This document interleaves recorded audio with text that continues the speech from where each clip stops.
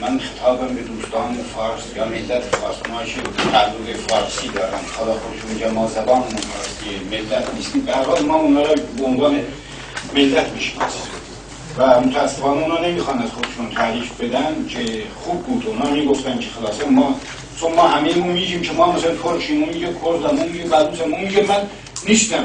تو چی هستی؟ بله.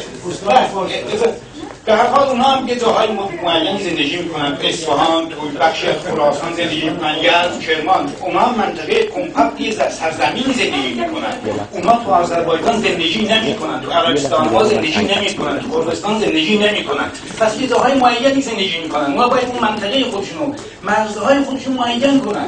این واسه خودشون مشکله. ما ترکاش نباید به اونا مرز نشون بدیم که مرز شما اینجاست. اگه اجازه بدین آقای فرخ نجات‌دار، ما به شما مرز نشون خواهیم داد. میگیم از اونجا تا اونجا جای شما. در رابطه با مسئله ملی عملاً میبینیم شما همینجا که نشستن، اوناش تعلق ملی، کردن، بلوچن، کردن، ترکن، اینا صحبت میکنن و اینها مینویسن. شما یه فارس استثنایی میتونید پیدا کنین که بیان روی مسئله ملی اصلا زحمت بکشن، خودشون زحمت بندازن.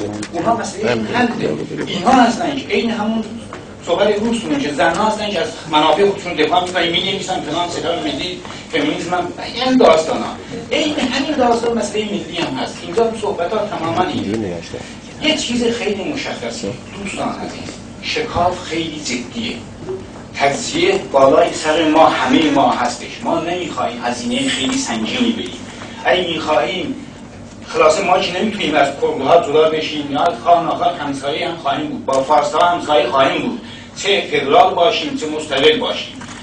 دوستان فارس باید آستین رو بالا بزنن، به مسئله جدی توجه کنن، خودشون رو به خواب نزنن. ببینید مسئله پروسه ملت شدگی که ما میخوایم ملت شدن، این چیز خیلی متأخریه. اونطوری نیست که ما میگیم 100 سال ما غلط کردیم، یعنی اون فاتحهای ما آذربایجانی ها رفتیم میگن این داستان ها کهنه شده. دوستان عزیز، ما الان توی یه وضعیت جدیدی هستیم، یه وضعیت تازه‌ای هستیم. به این توجه کنید. انقلاب خودش فروپاشی اتحاد جماهیر شوروی، بعد افغانستان به اون وضعیت، عراق اون وضعیت، اینا خودشون، و بعد شمال کشور شما آذربایجان و بعد ترکیه و بعد اینترنت، این داستان ها مسئله جدی جماعت تو تهران. یعنی ترک ها چی بیشتر دنبال تلویزیون های ترکیه هن. من فامیل هایم اومده، اونا سریال های ترکیه تعقیب میکنن تو تهران. تو مسائل آذربایجان بیشتر دخیله. ما نمیتونیم بخوابیم. عقب‌ها این همین داستانه. اینترنت اصلا وسیع. ما اینجا 2 خط می‌نویسیم، آدم میدونن. اون داستان قدیم که اصلا قیچی شده بود، کسی از کسی خبر نداشت، این نیست. اینه که مسئله جدیه. شما باید به خصوص اون دوستانی که در جمهوری اسلامی که ازش گذشته، اون اعتنایی نمی‌کنه، سرکوبا سنگین است، ادامه میده، اعلام میکنه، ما انتظاری از اون نیست. اونها که خودشون رو اپوزیسیون میدونن، مخالف این سیستم میدونن، اونها باید آستین بالا بزنن. من جدی میگم، شما نگاه کنید، الان چند وقت پیش، حدود 7 ماه پیش تو آمستردام یه جلسه‌ای بود، جلسه‌ای از این آذربایجانی ها. 95% همون از سازمان‌های چپ سابق بودن.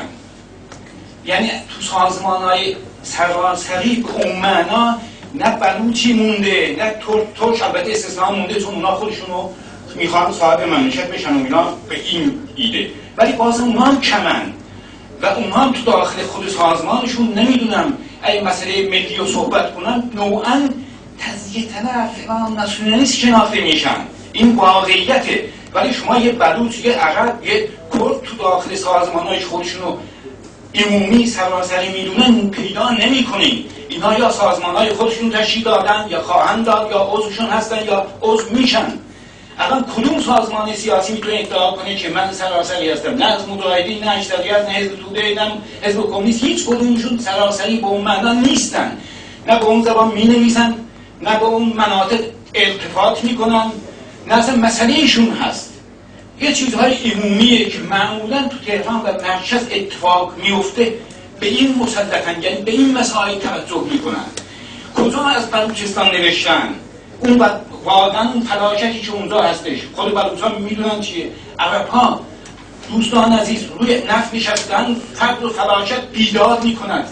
این همه اصلا فضای کجای دنیا دیده شده است. شما تو کشوری هستین که از اون وقت علیه اسرائیل مثلا ظاهراً علیه یهودیت و اینا، از اون وقت علیه عرب ها یک چیز متناقضیه. از اون وقت از حماس دفاع میکنیم، از این وقت عربستان رو اصلا سرکوب میکنیم. این یعنی باید خود این روشنفکران فارس ما، سازمانهای فارس ما، من اونها رو من میگم که خوب میبود فارس ها واسه خودشون یه سازمان میزدن، میگفتن ما سازمان این بقیه ملت ها، مثلا میگه کمونه میگه من مال کردستان هستم، الکی به من بر حسب سرتاسری نزنی. من میگم من تو آذربایجان فعالیت میکنم، من فارسان میشه که من تو فارسستان فعالیت میکنیم. آخه اصلا این که نمیشه. بعد یک نکته هم به طرفتون میدم. من خودم سالهای طولانی تو سازمانهای سراسری بودم. طولانی یعنی نه 20 سال، 30 سال، بیش از 30 سال. این مسئله که من احساس میکنم اینو با تمام وجودم تو سازمانهای سراسری احساس کردن. تحقیر، توهین، نه مستقیما. میدونین که تو زندان هم همین بود، ترکی میخوندن، کردی میخوندن، همهشون این. ولی وقتی مسئله جدی میشه یه مسئله فرهنگی آواز خوندن نیستش اینجا. تو میخوای تو قدرت سیاسی سهیم باشی و اجازه نمیدن. مشکل ما مسئله ما در قدرت سیاسی، ما میخوایم بشکنیم این سیستم رو بشکنیم، ما در قدرت سیاسی ما تو کار سهیم باشیم. خواهش می‌کنم.